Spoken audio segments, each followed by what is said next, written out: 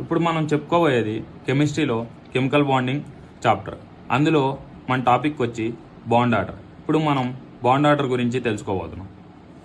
మనం ఇప్పుడు ఎగ్జాంపుల్ తీసుకుంటే CO. C అంటే కార్బన్, O అంటే ఆక్సిజన్. C అటామిక్ నెంబర్ వచ్చి 6, అదే కార్బన్ అటామిక్ నెంబర్ వచ్చి 6, ఆక్సిజన్ అటామిక్ నెంబర్ వచ్చి 8. ఈ రెండు ప్లస్ చేసుకుంటే మనకు వచ్చేది 14. 14 అంటే ఇక్కడ మన ట్రిక్లో ఉంది. బాండ్ ఆర్డర్ వచ్చి 3. ఇలా సింపుల్గా మనం తెలుసుకుంటాం. Bond order 3. ఇప్పుడు మనం మోర్ ఎగ్జాంపుల్స్ తీసుకుందాం. Li2. Li అంటే లిథియం అటామిక్ నెంబర్ వచ్చి 6. మనకి ఇక్కడ లిథియంలు 2 ఉన్నాయి కాబట్టి 6 × 2 = 12. ఇప్పుడు మన ట్రిక్లో 12కి బాండ్ ఆర్డర్ 2 ఉంది. సో Li2కి బాండ్ ఆర్డర్ వచ్చి 2. ఇప్పుడు NO+ తీసుకుందాం. N అంటే నైట్రోజన్ అటామిక్ నెంబర్ వచ్చి 7.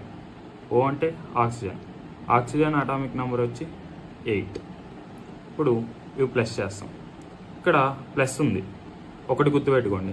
ప్లస్ ఉంటే మైనస్ చేస్తాం, మైనస్ ఉంటే ప్లస్ చేస్తాం.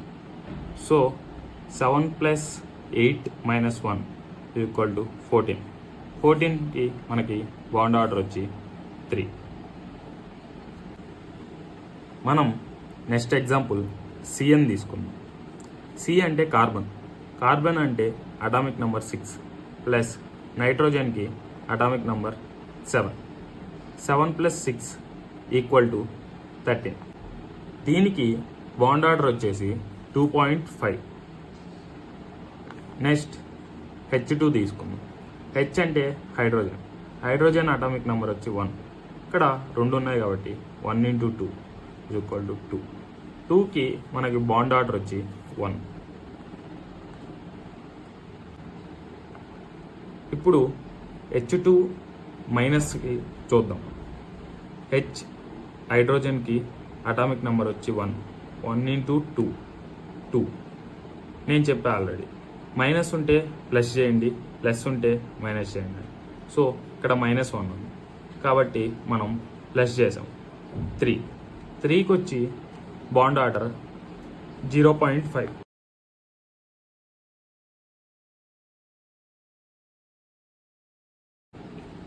ఇక్కడికి బాండ్ ఆర్డర్ ఫినిష్ అయింది. ఇన్ని ఎగ్జాంపుల్స్ ఎందుకు చెప్పానో కూడా చెప్తాను. నెక్స్ట్ మన టాపిక్ వచ్చి bond strength. Bond strength directly proportional to bond order. So ఇప్పుడు bond order and bond strength రెండు ఈక్వలే. ఇప్పుడు బాండ్ స్ట్రెంగ్త్ వీటిలో దేనికి ఎక్కువ ఉంది అని అడుగుతారు. ఫర్ ఎగ్జాంపుల్ ఈ 2 ఇస్తారు.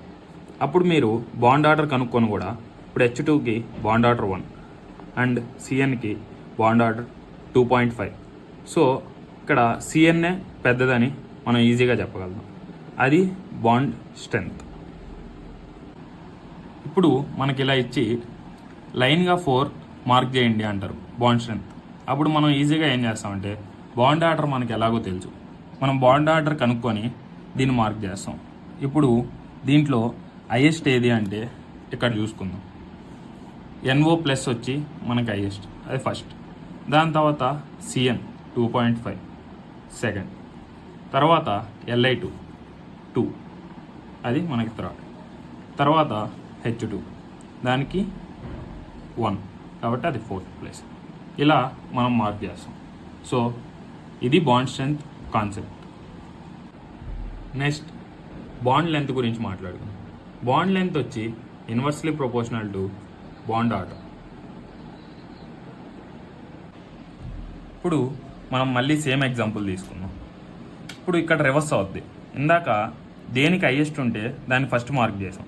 ఇప్పుడు దేనికి లోయెస్ట్ ఉంటే అది ఫస్ట్ మార్క్ చేస్తాం. దానికి ఎక్కువ బాండ్ లెంత్ ఉన్నట్టు, ఎందుకంటే bond length is inversely proportional to bond order.